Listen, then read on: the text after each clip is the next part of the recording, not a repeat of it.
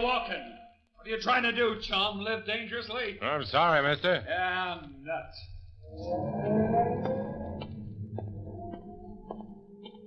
Excuse me, buddy, but have you got a match? Sure. Yeah. Thanks. Keep 'em. It's a red 9 today. Tomorrow's red 8. Well, Matt. Been a long time since we worked together. When did you get transferred from Detroit, Ed? A month ago. Oh, here comes our car. Hopping back with me. Okay, Quine, take off. Let's make it fast. You know how the party checks on my time. Well, I wish we could offer you more protection, Matt, but... I know. I'm on my own. The report? A new Soviet agent has arrived from Lenin Institute in Russia. A few picked commies have been undergoing training in propaganda and infiltration. I'm one of them. And this new Soviet agent? Is going to meet with us for briefing and assignment to some important jobs. Anything else? Meeting place is to be changed. This new Soviet agent isn't taking any chances. I don't even know his name yet. When do you meet him? Tonight, 6. Better drop me off now. Any place along here. Yeah, pull it up, Quine. Any last instructions? Yes, Matt, I want a full report by mail. Also, let me know by phone, if you can, the name of this new agent and the location of your meeting place. I'll let you know Matt, Matt, get in quick. Huh? Sure. What's up? That man, walking away from the corner. He was watching us. Who is he? Vasily Konostoy, a suspected Soviet agent. He's new here. We had him in the office for a routine check. You? Ed, that makes him the boy from Lenin Institute. Yes, very possibly. He knows I'm FBI, so you'd better start praying he didn't get a good look at you with me. If he did and he recognizes you later... Spare the details. I know what'll happen. I'm in the party, remember?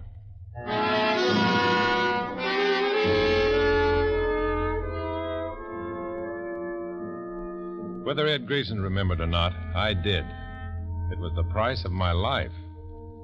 When 6 o'clock came, I was picked up and driven to a small, isolated red brick house.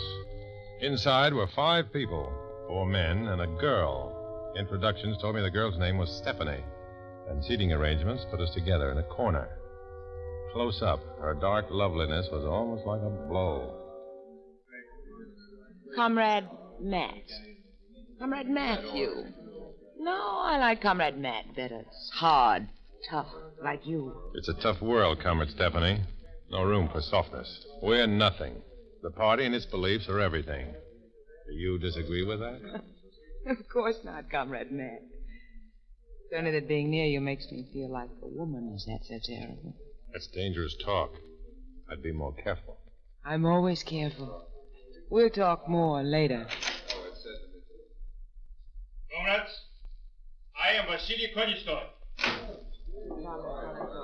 I bring you greetings from Comrade Stalin. He thanks you for your loyal work. But he also desires more work, more sacrifice, especially from you, picked comrades. You are to lead the way to revolution, the Soviet state of America.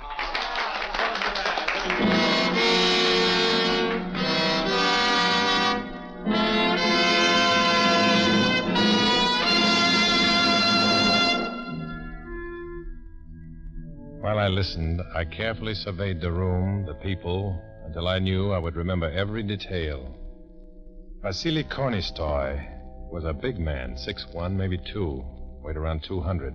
Black-haired with eyes that forgot to smile when he did. Those eyes stabbed me, and I knew Kornistoy's memory was at work. When the meeting was over, he kept me for a private talk.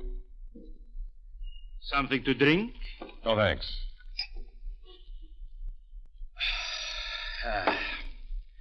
My throat was dry. I have had the feeling all evening that we have met before, Comrade Svetik. Not that I can recall. Well, no matter. I'll remember sometime. I always do. You have a way home? There's a cab stand only a mile from here. It's a nice walk. Very well. Good night, Comrade. Good night.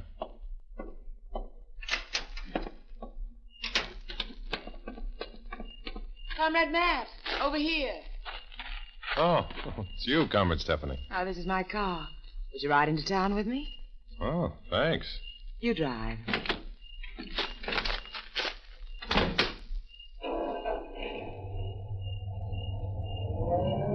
Nice car. Nice girl. Nice night. Quite a combination. I'm glad you like it. Oh, I didn't say I liked it. I said it was quite a combination. You are a heel, aren't you? But then I suppose I have been pretty obvious. You have. Wow. That's some curve. Now, with a drop-off of 100 feet, if you ever went over that embankment, it would be curtains. You should go slower. So should you. You needn't be rude, Matt. It's just that you're the first man in a long time I've been attracted to. Matt. All right, Comrade Matt. I know it's heresy for a party member to have feelings. I was hoping you might understand. Now, take it easy, Stephanie. You're tired. You're saying things that could get you into trouble. Yeah, I guess I am tired. May I put my head on your shoulder? Sure. Thanks. Oh, it's a nice feeling. Your shoulder's strong. What I said about the combination, I mean. Car, the night, and me. I like it. Do you? Excuse me. Why did you turn off the ignition? Park for a moment. Why? This is why.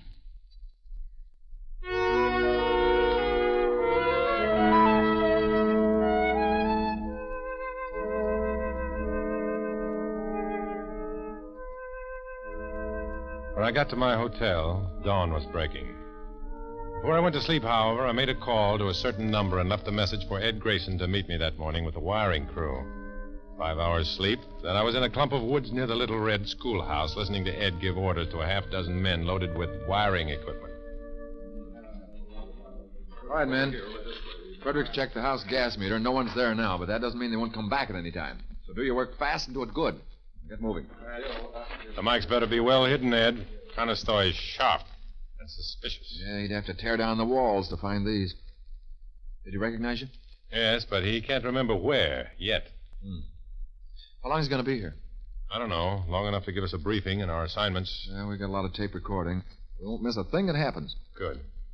I'll walk down now and grab a taxi and return to the house in the open. That way I'll be there to warn your men.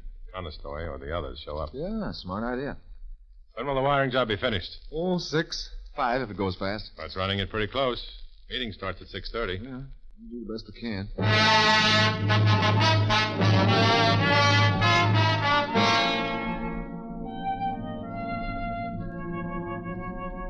I returned later, and for the next 4.5 hours, I played watchdog on the front porch of the Red House. From inside, I could hear the sounds of Grayson's men at work. At 5:42, the FBI men reported their job finished. They were packing up their equipment to leave by the back door when around the curve I saw Conestoy's car approaching. Beat it, you guys. Flash red, flash red.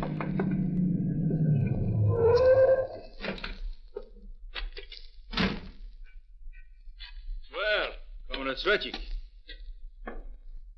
What are you doing here so early? Oh, I thought I'd like to talk to you, Comrade Conestoy. Oh? Let's go inside. Oh, wait. What? I mean, it's so nice out here. Why don't we just stay on the porch? I could talk here. Gracie, we could be spotted out here, inside. Oh, but Comrade... You'd better keep it in mind that I give the orders. Well, I guess being inside is not so bad, after all. What's the matter with you? You look as if you expected to see something. What is it? I merely wanted to be sure we were alone. I have a report to make about one of our comrades. Oh, is that so? Which one? Comrade Stephanie. She shows definite signs of bourgeois emotionalism. Oh, I see. Then you had better watch her. Keep me informed. I will. You really are a fanatic, aren't you, Comrade Svetchik? I believe and follow the party line. Oh, don't mistake me. We need a few good fanatics. I wish I could remember where I have seen you before. Haunts me as if it's important that I should remember.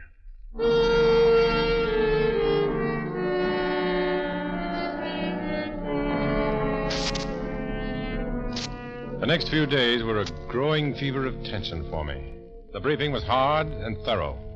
I had little time to do anything but study, and this was complicated by constant invitations to study with Comrade Stephanie. And always hanging over my head was the threat of Conestoy's possible remembrance of seeing me with an FBI man. Finally, the last day of the week rolled round. Tonight, comrades, you receive your assignments. You have been well trained. Now you will act on that training. We will organize infiltration of schools? That is correct. You, Comrade Svetik, receive a choice plum. Do you know Bryson University? Yes. Small college not far north of here. Though small, Bryson is a highly respected school. An example to many other colleges. You and Comrade Stephanie will see that the seeds of communism are planted there. We'll not fail, Comrade Conestoy. I'm sure you won't. Comrade Svetik, about where I have seen you. Perhaps you were around my hotel for some reason? No. No. Well, don't worry. Maybe by the time you finish your assignment, I will remember.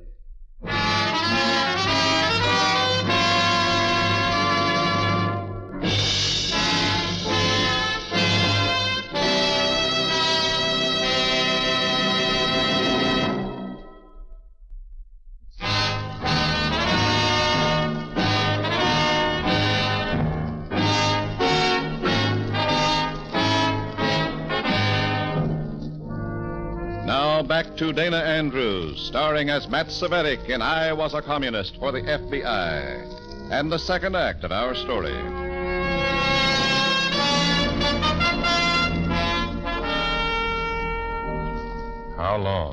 How long did I have before the Soviet agent Conestoy remembered seeing me with an FBI man? The knowledge of what would happen when he did was a cold, leaden ball in my stomach. As with Comrade Stephanie, I listened to Conestoy's final instructions on our new assignment to infiltrate Bryson University. There is one professor at Bryson who will be your best asset, Comrade Svetik. A Professor Walden. Is he a fellow traveler? A very reluctant one. You will have to play down everything except how communism will save the oppressed from the tyranny of fascism. Walden is fond of helping underdogs. Well, can you get us a big name, Comrade Conestoy, someone to lecture the students? I will send a wire tonight to Philip Stanley. The singer? Yes. He has a big reputation. The kids will listen to him even if he is a pinko chump. Will he come? He'll come. He's a thoroughgoing exhibitionist. Now, here is some expense money. Comrade Stephanie? Yes? I'm sending you with Comrade Svetik for only one reason. So you can have the opportunity to get your thinking straight by watching his. Well, I don't understand you. He is an exemplary party worker. If you are wise, when you come back, you will be too. That's all. Good night. Good night, Comrade Conestoy. Good night, Comrade. Oh, Comrade Svetik. Yes? I just remembered where I saw you. Where? At the meeting of the Control Commission, the first day I arrived back here from the Lenin Institute. Oh, no, I wasn't at that meeting. Oh, I swear I had better remember it soon, or it will be the death of me.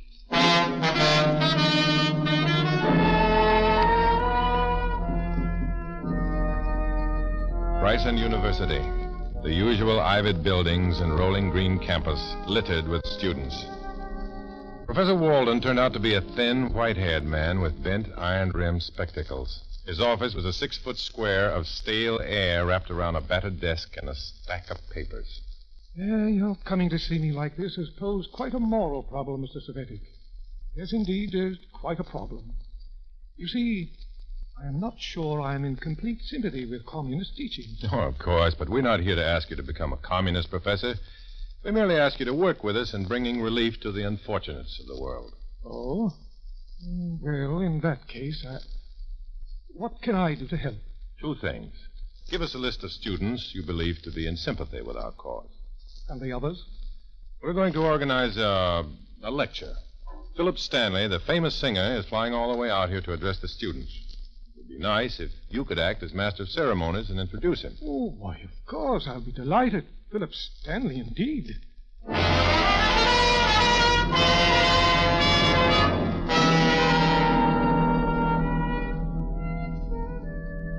Professor Walden gave us a list of 12 names, and we went right to work on it. Heading the list was a boy named Roger Vanning. We found him in the Student Union, a hodgepodge of noise and smoke which figures as the social center of any college. my goodness, Matt, this is like Mardi Gras. We'll never find him in all this mess. Sure we will, but keep moving or you'll be crushed. Wow! Hey, fellas, get a load of this one. She's real great all the way. Looks like you've made a hit, Stephanie. Ask him if he knows Vanning. All right. Excuse me, but do you know where I can find Roger Vanning? Yeah, yonder's him. Oh. Why not take a seat here, Dolly? For you, I'd go on the hook. That'll do, Junior. Don't tense, Dad. I ain't cruising for bruising. Come on, Stephanie. That Roger Vanning looks like a kid who can vote. You'd better handle him alone. I'll try the next one on our list, Grace Sprocket. Meet you out front later.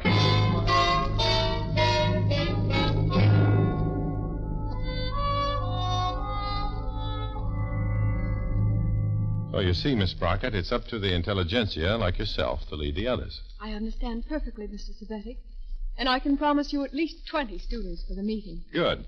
Philip Stanley will know of your work, I can assure you. He will? I mean, of course, that I'm naturally quite pleased to be connected with Mr. Stanley in such a worthy cause.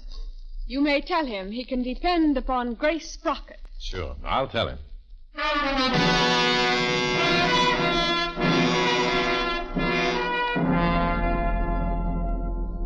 4 days of work, and we had nearly 200 students lined up for our demonstration.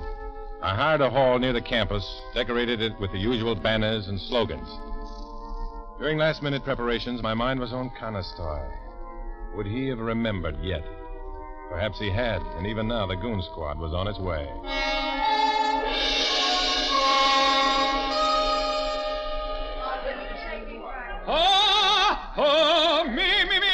Me. Oh, these are terrible acoustics, Vedic. Perfectly awful. Really shouldn't sing at all in a barn like this. After all, you know, these boys and girls are my public. They deserve to hear me at my best. Oh, absolutely, Mr. Stanley. However, just being able to see you in person and hear your words of truth will inspire these young people to magnificent heights. They'll recognize you as something far greater than a singing star. Greater than a star? Of course. You'll be known as a social leader, a man destined to sway multitudes toward the goal of true socialistic society. Well, I hadn't thought of it that way. Excuse me, Svetic. I think I'll go run over this speech you prepared for me.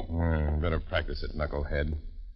I hope I can keep my dinner when I hear it. Oh, Matt, come here a minute, will you? Sure. What is it, Stephanie? Well, I just wanted to check plans with you. Okay.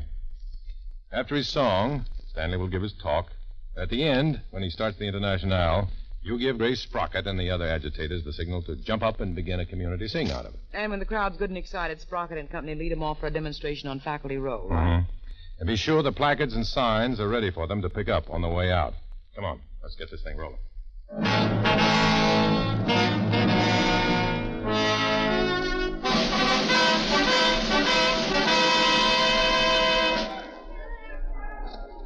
Ladies and gentlemen of Bryson, this evening marks the beginning of a new movement here in Bryson. A movement that will excite you as it has excited me. Tonight, we are striking a blow against oppression. So, my beloved friends, here at Bryson, I want to thank you for your wonderful reception of my humble talent and words. In closing this meeting, I can only think of the words of a song dear to my heart and dear to the hearts of all who have compassion for the more unfortunate of this earth. Sing it with me. The words are on the sheets of paper you found in your seats. That's it. The Internationale. Sing it with me. Arise, ye victims of privation.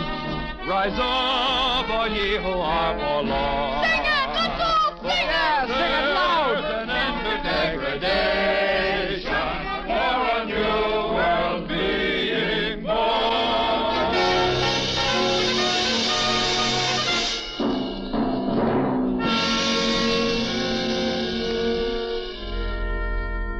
Everything went off like clockwork. Excited by the speeches and music, and led by the screaming Grace Sprocket and her cohorts, the thoughtless kids eagerly snatched up the waiting placards and signs to start the demonstration on the campus. For an hour, Stephanie and I watched from the background as the shouting, chanting students paraded on Faculty Row. Not a very pretty sight, Matt. Are you crazy? It's exactly what we wanted. The police. Matt, there'll be a riot for sure. Right. That's why I called them. Come on, Stephanie. Our work here is done.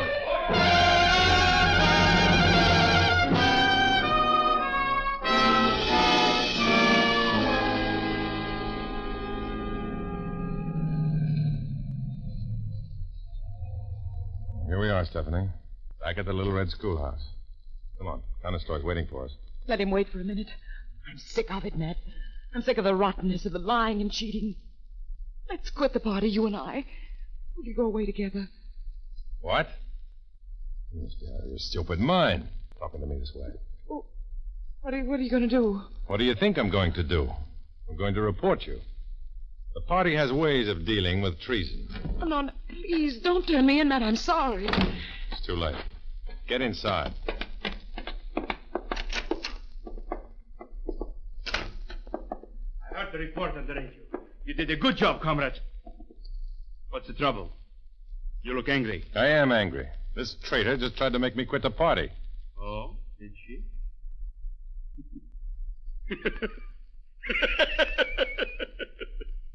I told you, Comrade Stephanie. Comrade Svetik is as solid as the Kremlin. He sure is. Wait a minute. You mean I was just being tested? Testing high-ranking party members is my job, Comrade Fedek. I'm an agent of the MVD. Now, if you'll excuse me, I'll have to get back to town and file my report. Tested. After all my years in the party. Happens to all of us. Oh, yes. I have something for you. A reward. Here in this drawer. Reward? This. Put up your hands. Gun? What's this all about? I don't understand. FBI agent. That's where I saw you. You were talking to an FBI man. I told you I would remember. Oh, now look, I can explain that. Get out This to fellow my just... car, you dirty stool pigeon. Move!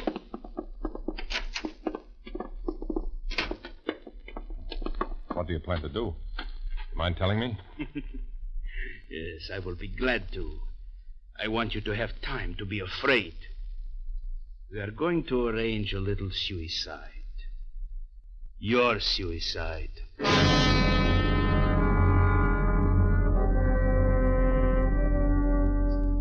My only hope was the FBI surveillance. Conestoy and I were at his car when the FBI men moved in on the run, Ed Grayson leading. Conestoy opened the car door just as Grayson squeezed a shot over our heads. Down, Matt, down! I hit the dirt in that precious second when Conestoy's attention was distracted by Grayson. Then Conestoy made his break.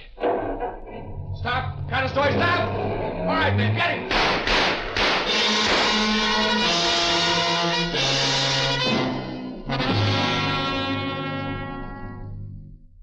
FBI fire laced the night with red as it went over me, but Conestoy had a good start.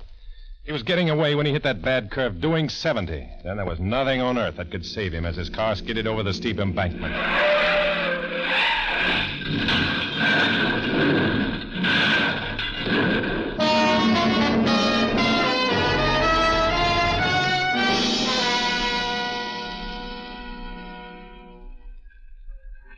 No use calling an ambulance. Conestoy's dead. Better clear out, fellows, and let the police handle this as an accident. I'll stick around and square it with them. See you later, Grayson. It's a tough way to go. Lucky for you, though, Matt. You're free to keep on with your work. Yeah, he was the only one who knew. Well, I better get out of here. I think I'll walk up and take a last look at the Little Red Schoolhouse. No, it wasn't the end of a story, nor the beginning. It was just a part of the strange war I was fighting. Freedom's a good cause. It made me feel contented, even though I knew that until the war was won, I'd always be a man who walked alone.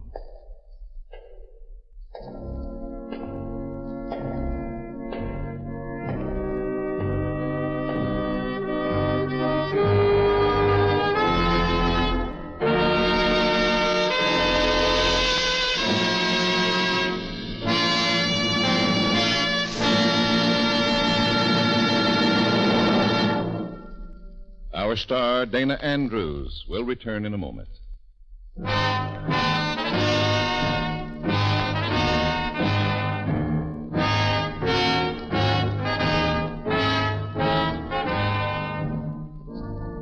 This is Dana Andrews. These stories we bring you are not fiction. They are dramatizations based on actual events and happenings that took place here, in this country, in the real-life experiences of Matt Cvetic. For obvious reasons, all names, dates, and localities have been changed. Next week, we'll dramatize another exciting adventure from Matt Cvetic's official records. We hope you will join us.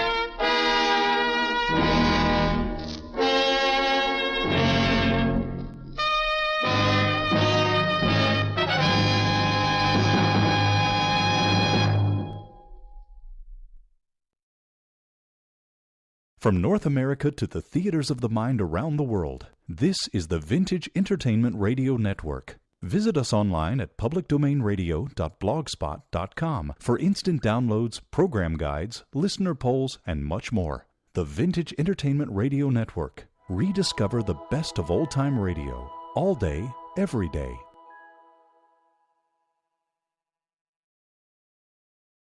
There's a price tag on almost everything. Whether you drive a shiny new 1952 model or a pre-war jalopy, you had to pay the price. And when you're driving that car, remember that speed also has its price. The price tag on speed violations last year was 15,000 killed and 500,000 injured. This year, thousands of lives can be saved if you and millions of other motorists come to the sober realization that speed is the biggest killer on the highways and resolve to slow down before you or someone else pays the price that must be paid for it.